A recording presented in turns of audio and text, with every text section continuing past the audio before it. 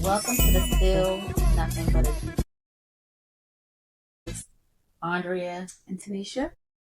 And the purpose of this podcast is to affirm, renew, and talk about all things G.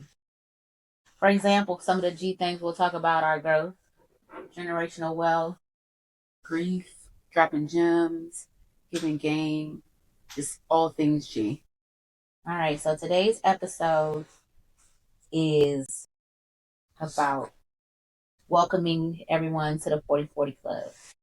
So both of us are over 40.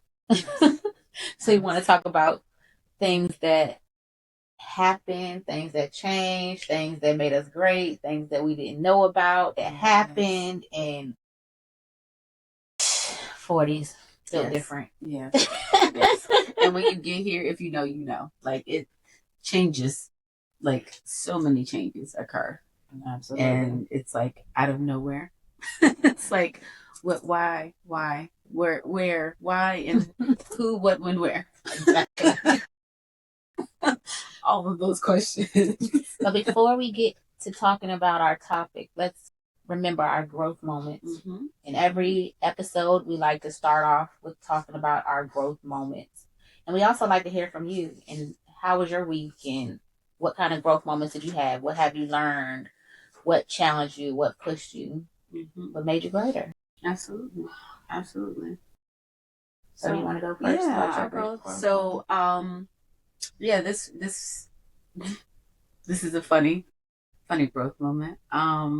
So this weekend I went to a funeral, unfortunately, but for one of my like big brothers, like somebody that was like a brother to me. He was super cool, super funny. But anywho, rest in peace, CV. Mm-hmm. So went to the funeral. We all decided to go to a bar afterwards and just kind of, celebrate him and talk about everything. And while we're there, the music was like, they're playing the music, chilling, eating, drinking, already kind of talking loud, right? Mm-hmm. So around 7:00, the bartender decides, I guess the DJ was about to come or something, I'm not really sure, but either way, he turns the music up a little bit.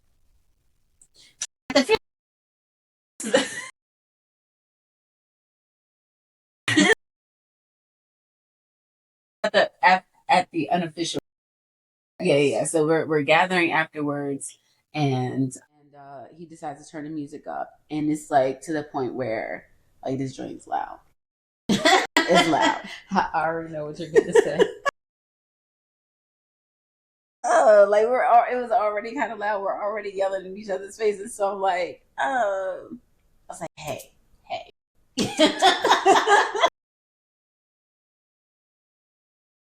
Do you mind if you could just turn it down just like a little bit, like back to the volume it was at? Like you don't got to turn it low, but just like back to the volume it was at. And he's like, yeah, sure. And he signals over to the DJ and they turn it down a little bit. It was actually a little bit lower than it was before, but either way. And so my people are going in on me. They were like, yo, you are officially the Black Karen. And I'm like, no, like that is not it. But all of those things to say, like in that moment, because they were talking about, there's a level of privilege that I feel in being able to ask this individual to turn the music down for me versus everybody else. And I'm like, no, it's not privilege because I'm asking for what I want. And the only way you ask or the only way you get what you want is if you ask. Mm-hmm. Now, he could easily tell me no. And I'm like, okay, cool, But it felt good in that moment to like literally be like, hey, can you do this? And like, and that was it. It's one of those things like I think for so long I've gone through life like just kind of dealing with things, circumstances, and whether they were comfortable or uncomfortable, but just being like, I just gotta suck it up. But now I'm at a point in my 40s, I'm just like, fuck that. I was like, right, it's loud. My ears is ringing. But I'm gonna ask for what I want because the only way what's the saying? Don't get Closed mouth don't get fed. Like you're gonna not get 100%. I mean, you're not gonna get what you want 100% of the time if you don't ask. Fact. So it's either you ask and they tell you no, or you ask and you get what you want. So I'm on this growth, moment or growth space of just asking for what I want. I'm proud of you for that because you could have just sat there and suffered or left early because you hated doing it. And that's my thing. It's like, okay, like, because here's the thing. They was making fun of me, but they was thinking it was loud. And most of the people in there was probably like, yo, he just turned the music up. Like, and it's also 7:00. So like, it's too early. It's like, listen, I get it. Like you about to turn up and all these other things, but it's 7:00. This is not turn up time right now. At 10 or 11. Like, or 8, 9 o'clock. I mean, he did turn it back up at 8:00. I was like, okay, I get it. But 7:00? Yeah. And I bet the people that appreciate it were over 40. It should just be too loud. And we were all over 40. Like all of us in there. There was like a group of girls that came in a little bit later and they were sitting off to the side. And I'm sure they were like, thank you, girl. But everybody else, like, we all 40. Like, listen, ain't nobody trying to walk out of here with tinnitus in the ears. Like, it's too much. I was just very proud of myself. And, like, they gave me shit about it, but I didn't care. I'm like, look. He turned it down, though. He turned it down. How about that? Amen. How about that? How about you?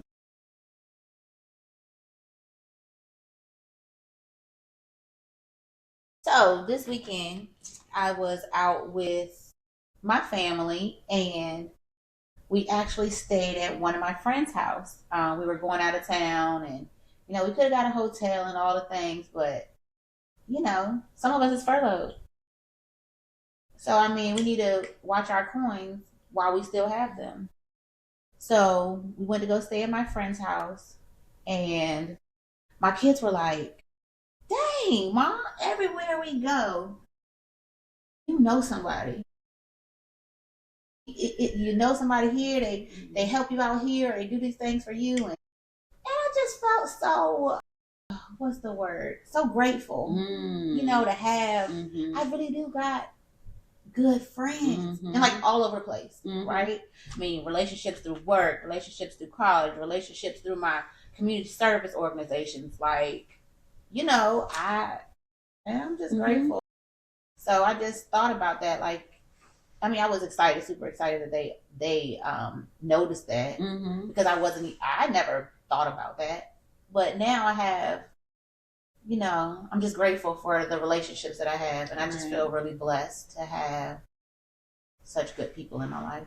Absolutely.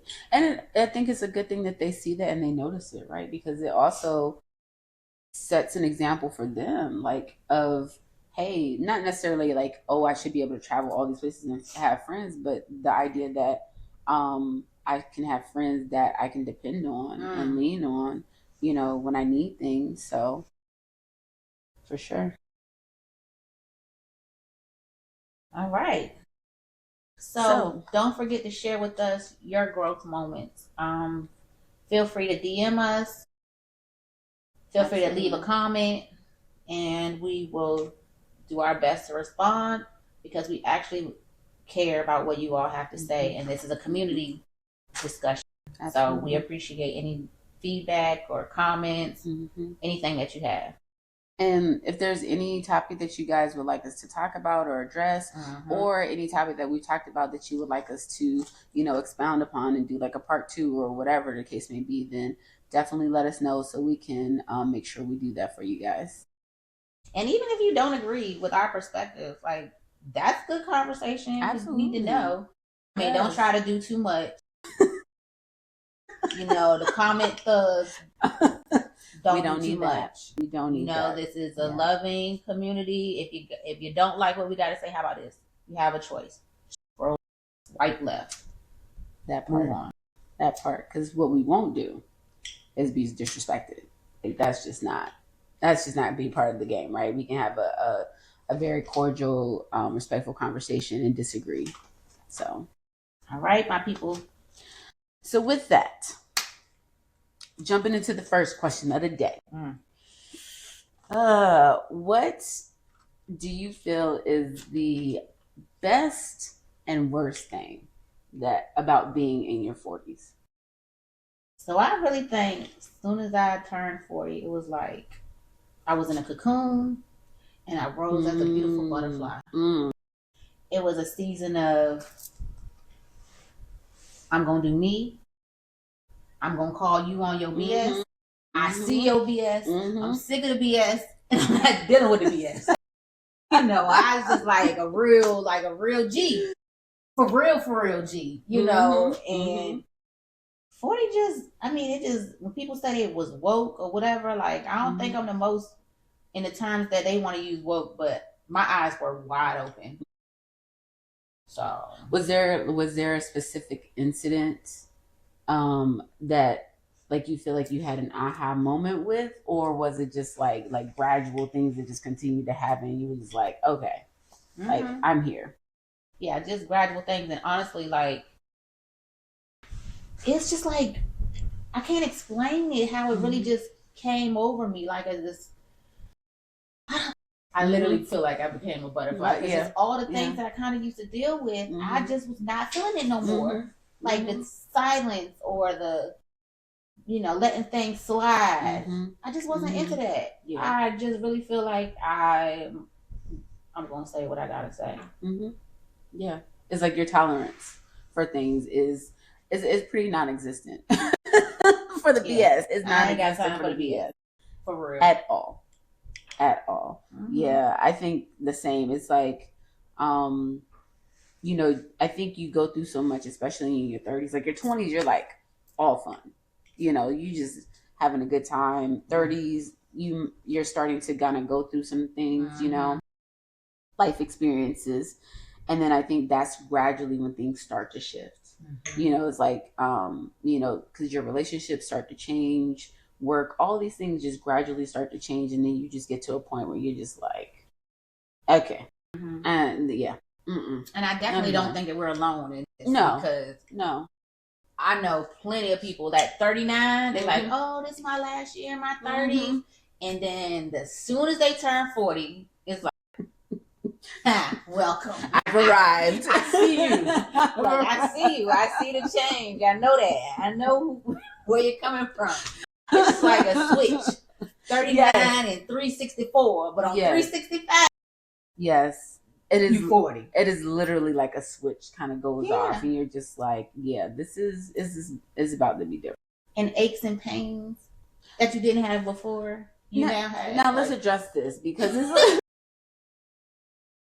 literally like overnight your body just does this thing where it's like, oh yeah, you're 40 now, so let me just start like changing, let me start shifting. And it's just like, but why? Like, what did I ever do to you? And mind you, I probably did some things to you, but you did. Remember the 99 and the 2000 when we had good knees. Facts. Now we got arthritis in our knees. Boy, don't twist and turn too wrong. Don't step too hard on your toes, like the balls of your feet. Like, what are we doing here?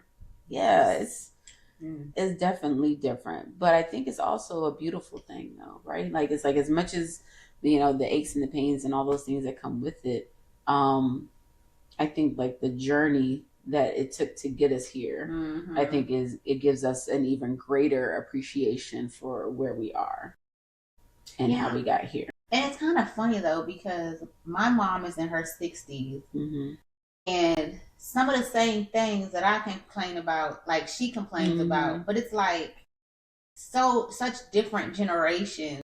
And it's just even so funny at the things that she was probably talking about or doing at 40 are not the same things that we go through now. Right. Which goes to my next question, because I do feel like, and like, it was one of those things where it's like, well, why wasn't this told to us? It's like I feel like, as women, we have mothers, we have aunts and stuff like that. And it's like, why weren't some of these things that we're going through, like, I feel like aren't shared as much as they should have been? But I think you make a good point that, like, maybe their experiences were just so different, than ours. And so therefore it's like either they kind of didn't, um, like they didn't experience the same thing. So it's like, okay, I don't feel like I can talk about it. Or is it that, um, like they didn't feel comfortable enough, to talk about it with us? Because I feel like us women now, like we are definitely more like inclined to have those conversations with our counterparts, right? Versus maybe that wasn't their thing back then. Like they weren't having as many conversations about that stuff. It was just like, this is what happened. Yeah, and I think they too weren't as knowledgeable with all the technology and all the advancements in technology. Like we just know so much more, and it's not like it's a slight, like they were super dumb, but it's just like they didn't have a word for what it was. Right. They knew like they had this pain, or they knew that they had something going on, but what was that cause? So they, drank their medicine or whatever and going about their business. So they just kind of suffered in silence. And I think now we just talk a lot more. Yeah. I agree. And it's of course with social media, and all these other things, all these other avenues and mechanisms for getting information out there. You have a lot more people just putting it out there versus what they had before. So I get that. But I do feel like it's like, I mean, like y'all could have told me a little something. Like, but even when I asked my sister, like, I ain't know. Oh yeah, true. She was like, True. Until she had me like at a young age, but so that could be a part of it. I really don't know. I mean, I guess you guys got to tell me about that. Is it like something that's just how we are? Yeah. That's the relationship me and my mom have, or is that the same with everybody? Like, I don't know. Yeah, I feel like my relationship with my mom is very similar to that. It was like, I think it was like, oh, I don't know. And it's not that she didn't tell me things. I think her focus was coming from a perspective of like, maybe addressing me at the time, like the age that I was, and talking about those things. Like, okay, when you're a teenager, it's like, oh, boys and stuff like that. And then when you're in your 20s, it's like, making sure you're getting a good job and all these other things, versus like, okay, now you're in your 40s and the expectation is you should look forward to this or think about this, or you might be experiencing this. It was like, that conversation wasn't being had. So, and something else they ain't tell us about, that is a big topic of conversation with all of us, and our girlfriend circle is perimenopause. That friend Perry wreaking havoc on so many lives. Like, wreaking havoc on so many lives. Yeah. So it's like, not only are you dealing with the normal body changes, but now you're dealing with hormones, and that's a whole, like, that's a talk for a whole conversation. Right? That's an hour conversation in itself. Just dealing with the effects and everything of Perry. So, but something to look forward to.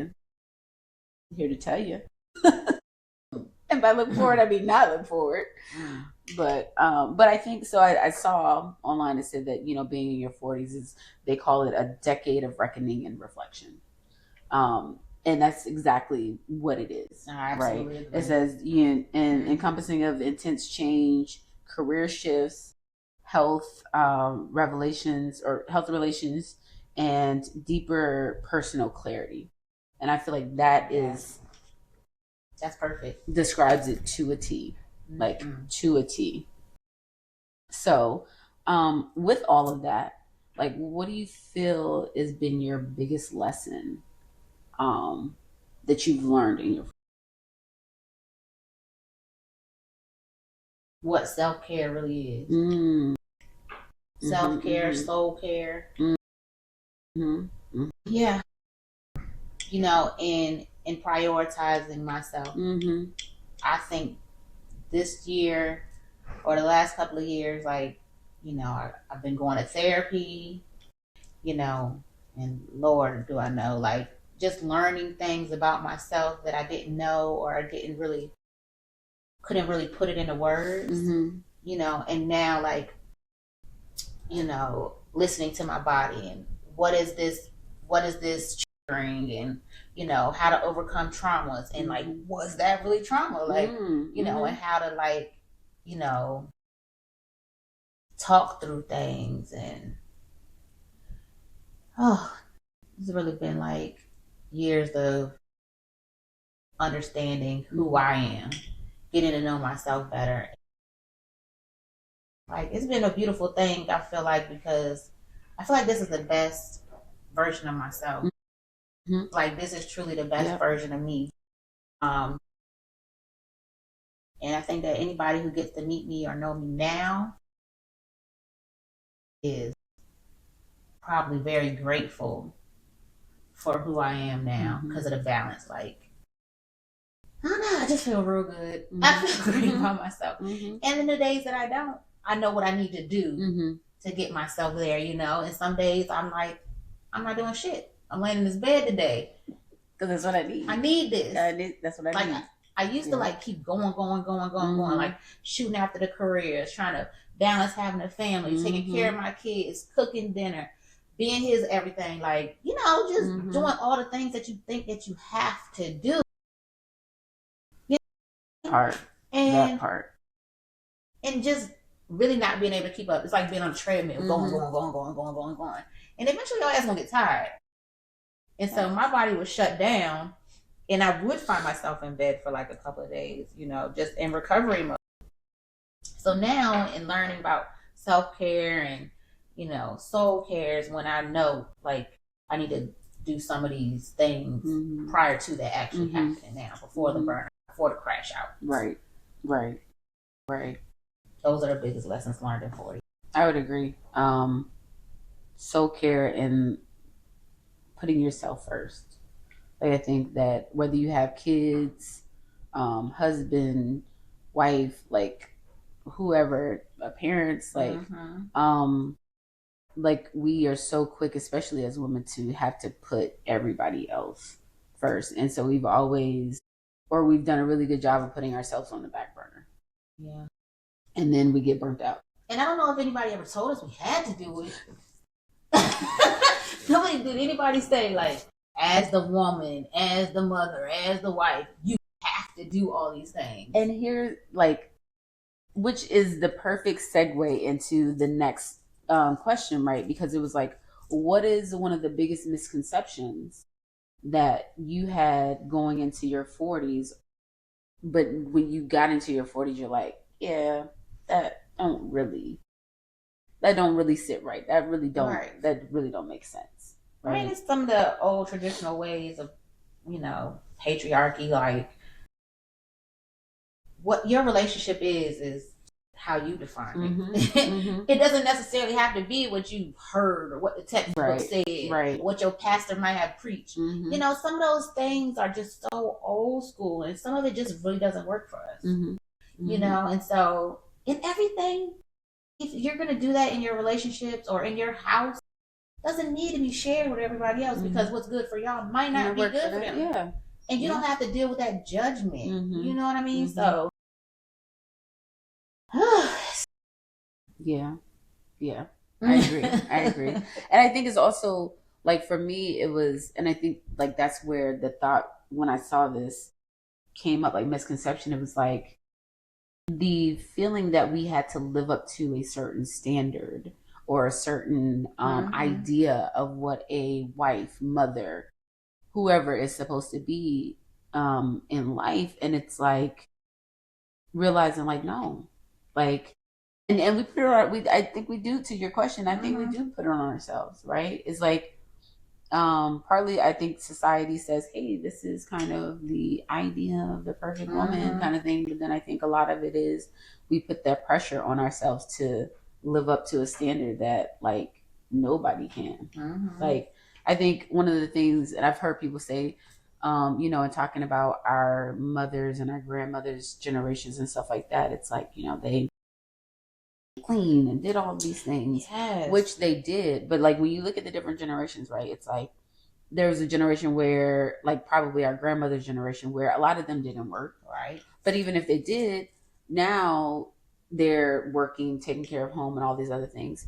But that never should have been like the case. Like in my opinion, in the sense that it never should have been like, oh, they have to spread themselves so thin dealing with all of these things. Like I've watched my mother, like she was in the military, for 20 plus years. I've seen her work so hard overnight, go to war, do all of these things, and then still baking cakes and cooking food. Still cooking cakes, full-fledged dinners and all these other things and feeling the need to do that. And so from my perspective, I felt the need to fall into that as well. As well as taking care of home and the husband and all these other things. And it's like, yeah, no. Like, I mean, I'm not saying I'm not going to do those things. I'm just saying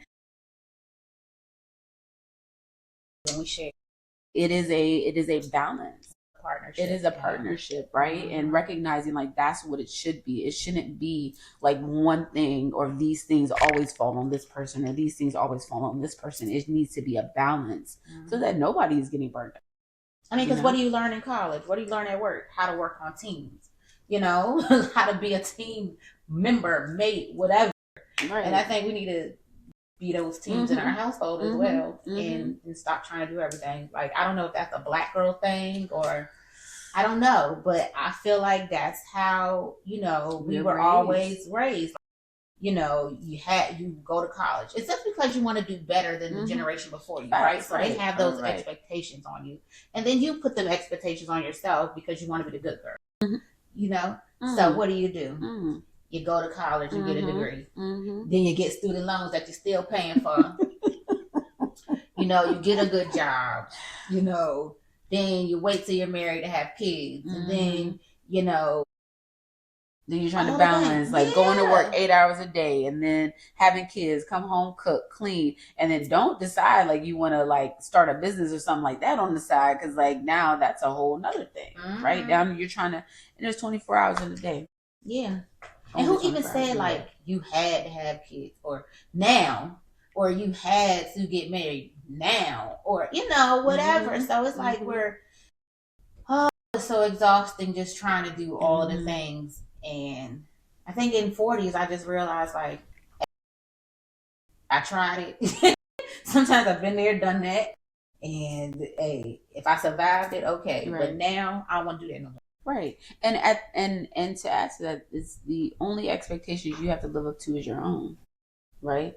And you shouldn't feel the need to set your expectations, not your expectations high, but like you shouldn't feel the need to base your expectations off of what you feel other people think they should be. Right. Like base it off of what you want out of life, how you see yourself, where you want to be, what you want to do, and move that way versus letting so many people, so many external things have such an influence on the decisions that you make when it comes to yourself. And I have an example. Like these tattoos that I have many tattoos.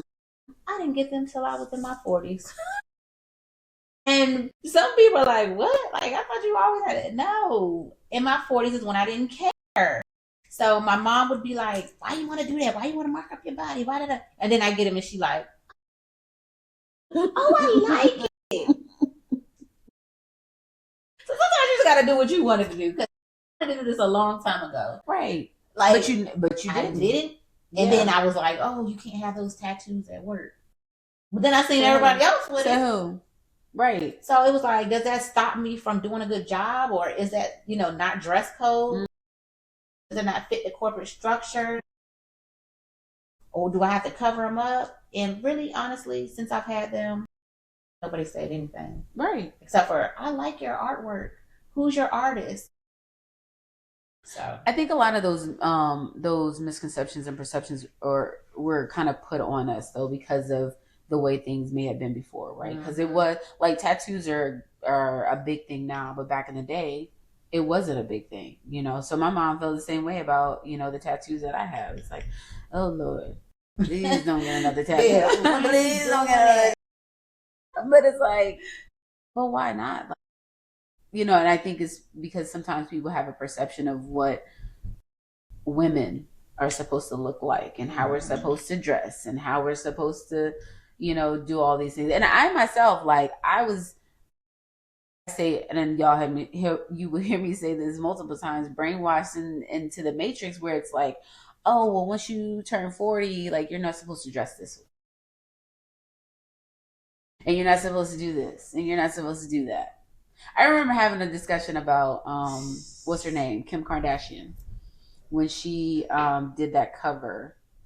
I can't even remember the cover of the magazine, but it was, she was naked. But she had like gloves on. And I think she was I think she was bent over and it had like a champagne glass on top of her butt or something like that. I don't know. But I'm just like, the old me was like, but she has kids. And you know, it's and this and that, and it's like this perception that I was taught and that was ingrained in my brain of what a woman with kids at a certain age should or should not be doing. You know, and it's not that I judged her as a mother and said like had thoughts about how she was or anything like that. It was just more of, well, when you get to a certain point, when you have kids and all these other things, you're not supposed to be doing these things. You change. Yeah, but it's like, no, like, you want to be on the cover of a magazine with your ass out? And I know a lot of mothers, they be crop top. Right. Like, even that, some people be like, oh, like, that's, I know my mom be real quick to cover up my chest. Real quick.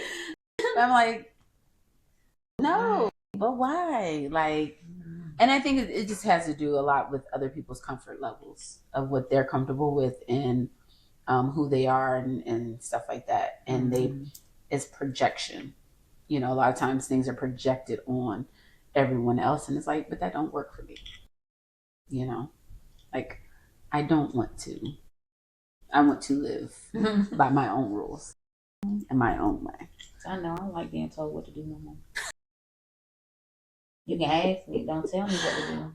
Because I'm really turned off when you think you're going to tell, who the hell you think you are? That part, like, don't try me. I am listening. And I don't know why I'm so defiant, but I guess that's probably like because I've been people pleasing or for so long. Because I did what I was supposed to do, and so now I'm like opposing anything that somebody's telling me to do. Like, I feel real grown. I know what I'm doing. I got this plan, but I appreciate somebody giving me feedback, right? Or somebody like, you know,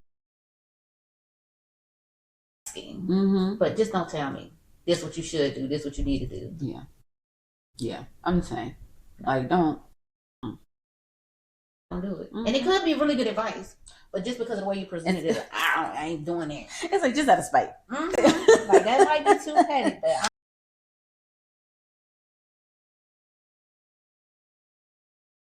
I know, because I feel like when you get in your 50s, it's like, that's it. Like, where we are now, that shit just goes to a whole other level of, don't tell me nothing. Like, I am not here for it. Yeah. Like, I am here. I am truly here. But again, I think that's part of the BS is like, people please, like, we've been people pleasing and told for so long, like, what we should and shouldn't do and what we could and couldn't do. And it's like, no. Yeah, and then we hold all of that in. You know, it becomes resentment. It becomes body aches. Yep. It becomes, you know, hatred or real angry. And it appears like you're angry all the time. But it's not. It's all of the things that you should have done before. Or all of the words you should have said. Or all of the conversations you should have had. And that you didn't. You didn't. Because of, you know, you don't want to hurt nobody's feelings, or you just want to, you don't want it to be an issue. Yes, or I don't want to be a nag. If I had a penny for every time I told myself, but you don't want to nag, you know, I'd be a millionaire by now. But it stifles your voice so much to the point where you get here and you're just like, now I'm gonna be respectful in how I say it, but you about to get these words. Yeah, I got to. I'm getting off me. You about to get these words. I put it on your lap. I'm not gonna keep it on mine. I'm gonna say what I had to say. I'm sleeping good. and thinking about it and can't sleep. Facts. No. You gonna have to sit with that. Good night. That's you problem now, not me. So what does life look like for you now? And is it drastically different than when you were when you were younger? About drastically, but it is different. Mm-hmm. I mean, it's not so much lessons learned, it's more teaching. It's more so like giving a hand to somebody, mentoring and and it's about like having relationships, like really like valuing the people that you have in your circle and like community. Like where before I probably could lose a friend and not really trip off of it. But now, like, I value the relationship that I have. Like, I want to say I'm sorry, or if I did something to offend you. But also, I know if I don't talk to you in a couple of weeks, a month, a year, it ain't about me. Like, you could have been going through your own shit, right? Or you could have been living your best life or whatever. But you didn't have space for me at that time, and I ain't resentful about it. When I see you, it's all love, and I probably miss you, and you miss me too. But you was doing stuff, right? Because we all at different places and stages in our life. And it's just being mature, you know? Yeah, absolutely. All of that. Like, I feel like, yeah, I mean, like, of course, it's the growing aspect of it. Like you say, also valuing the relationships that you have with people, because we are at an age and a time where we're losing people, family members and friends and stuff like that. And that sucks, so it's like, it makes you take stock in the relationships that you do have and appreciate those people who are still around and who are willing to, pour into you and stuff like that. So, I'm also in my soft girl era, which is a very different space for me. Let me tell you.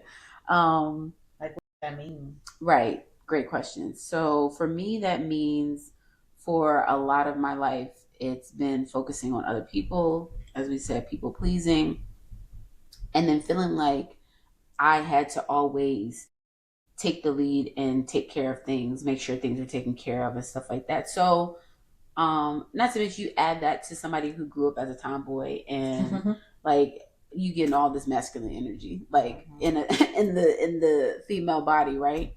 But since I was freed from my 9 to 5 and I'm just moving more in my purpose, I am definitely and thankfully to my husband who is supporting me. I was about to say allowing, but he's supporting me.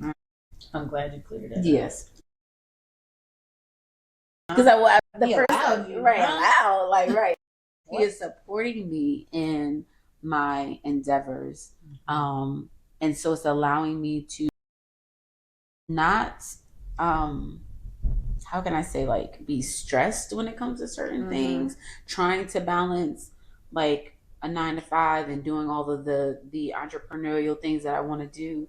But then it also allows me to be more supportive to him and my family and everything like that. So it's a beautiful space to be in. But like I read this quote and it was like, I'm simultaneously in the softest and most ruthless era I've been in. And it's like, so don't fuck with me. Let that be the reason. Right, that part. Like I am in my soft girl era. I'm like, I am chill. I'm healed and continue to heal. But you can get these words and you can in a respectful manner. Yeah, because we're not knucking if you bucking. I think that was in the 99 and the 2000. Yeah, you can get right. No. Yeah, no, I'm too old for that. I'm too old for that. But I am I am very intentional about the way that I speak to people, and but I'm gonna let you know, like, if I have an issue, like, I might take some time to digest and process all of it, but if there's something to be said, like, it's gonna be said. And I also noticed some things about you too. Like, you've been on this skincare regimen, like you glowing. You know, you've been real natural and eating good and taking care of yourself internally and externally. You've been really on it. Thank you. And I think being free from the 9 to 5 too gives you the time, the energy, like growing your plants. Girl, thank you for noticing. Thank you for noticing, because I didn't had to bring some plants back to life. Let me tell you. They were not in a good space, but I think they were matching my energy at the time. Like the plants that I had here, I wasn't taking care of them as good as I should have been. But then also I think that they were feeling the energy from me as well. Because like plants are living things, they feel that, you know? And so I think that once I got in a better space, I was able to get better care of them. But then also I think that they felt it, like the I don't want to say darkness, because it wasn't darkness, but it was definitely a different level of energy that was coming from me. And so they were like, okay, this is a better space for me to thrive in. So, you know, and then I got like 10 more. Cheers. Look, cheers to everything thriving. Absolutely. Cheers.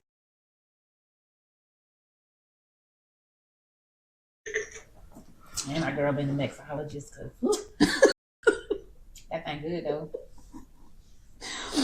So, what would you say is like the most expensive thing that you are willing to spend money on now, being in your 40s, that you've been like, nah, I'm not willing to do that like before? I bought me a new car. And it's the prettiest car, and it's not a mommy car. Like, it's gonna fit 4 people, and you're not gonna be comfortable like for too long. Like, the growing kids, you know, hey, when you're too big, you just ain't fitting in. Like, I had to let that mommy wagon go, and I've had like SUVs, shit, a long time. So this is my first time having a sexy car. Something that you want. Yeah.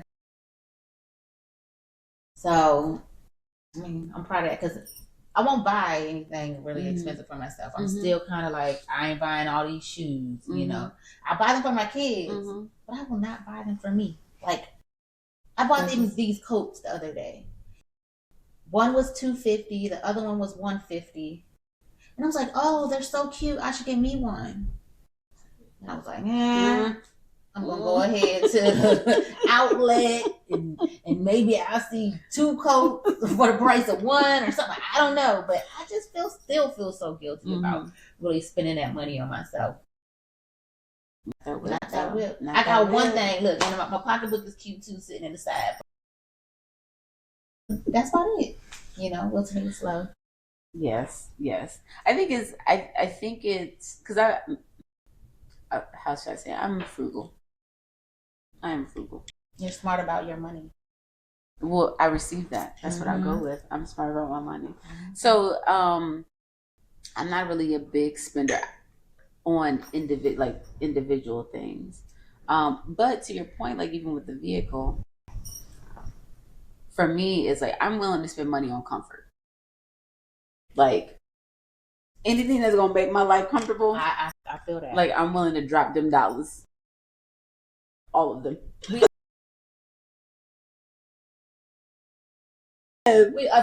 went on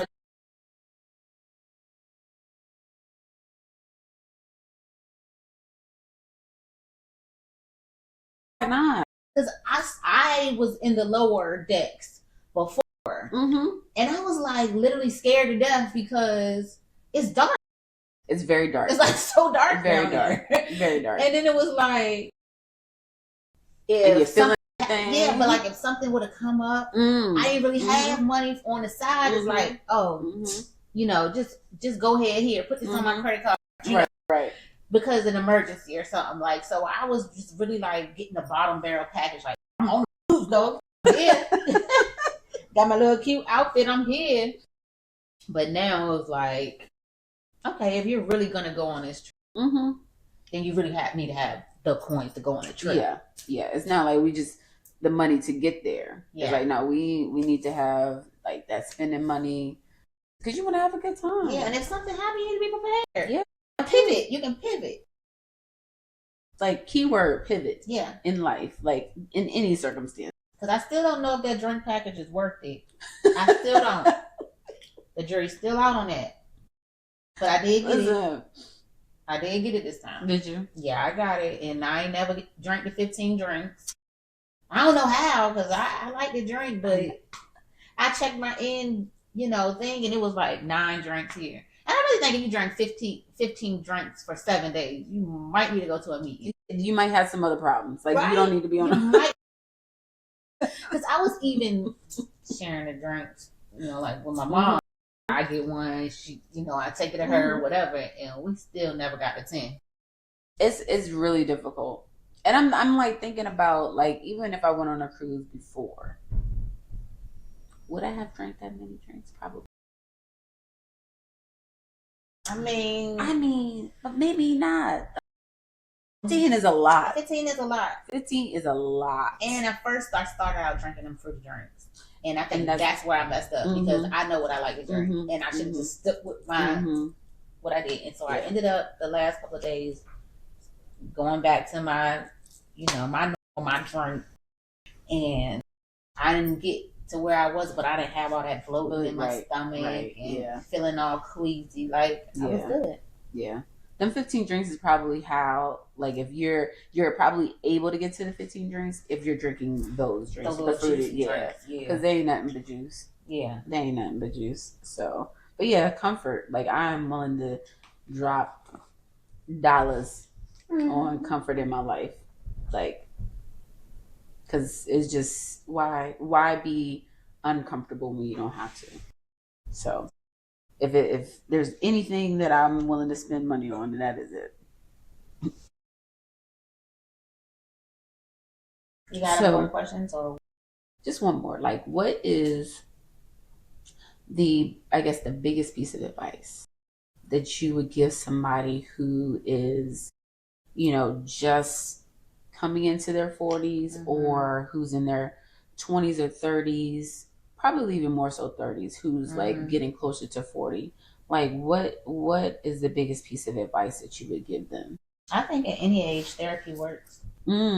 Like, go to church, and read your Bible, drink your water, go to therapy. Yeah. Go to the gym. Like, move your body. Move your body. Take care of yourself. Yeah, I think self-care for sure. Probably the biggest thing. Self-care, and then not feeling the need to live up to other people's expectations. Absolutely. Like, I think once you start realizing that the only people's expectation that matters is yours and God's, like, it's such a freeing feeling, right? Appreciate the guidelines of having expectations, because it keeps us a little structured. Like, I avoid a lot of pitfalls, like using drugs or, or being very promiscuous and all those things just because that was not a part of it. That was not a part of the plan. Yeah. I mean, I think you should try some things and figure out who you are. So that's why I say as a framework, guidelines, it's okay. But trying to meet every expectation, every goal that somebody else has put on you, you can't do it. Like, don't do it. Like, figure out who you are and what you like. You don't have to wait till you're 40 to figure out what your passion is. Because I believe if you are passionate about something, that's when it's going to thrive. That's when it's going to be the best you. Right. You don't have to go and get that job just because it's going to pay you well. I mean, it's good, but you will burn out. Yeah. You will, and you won't be happy.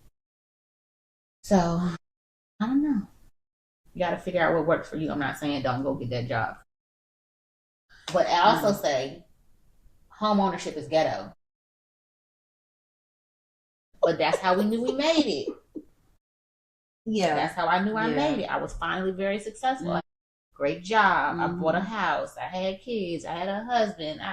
All these things. And it was like, check, check, check, check, check. But are you happy? Right. And I think that's the biggest thing is finding out what makes you happy. Because, home ownership can be ghetto. There are certain things, financial aspects to it. Which is why they tell you like invest in a home and stuff like that. So there's that. But it ain't for everybody. Like, if it's just you, like, I mean, it's just not for everybody. Yeah, because sometimes I just wish I could call somebody to come fix this. Like, hey, where's the maintenance man at? I need somebody over here to sink this sink, bro. Yes. Like, so your biggest takeaway that you want the listeners to take away from the conversation today? Take care of yourself in all the things. All of the things. I would say like going into your 40s is it can be challenging. There are going to be challenging times. But I think you focusing on relearning yourself and who you are and what you want is so freeing and will put you in such a better place. Like it's a beautiful process. All right. So thank you guys for listening. We enjoyed having this conversation with each other. So now we'd like to hear from you. Like we said before, leave us a comment, shoot us a DM, but don't forget to like, share, and repost and subscribe to all of us. We're on social media, every social media site. Still nothing but a G thing. So until next time, guys. Peace and love.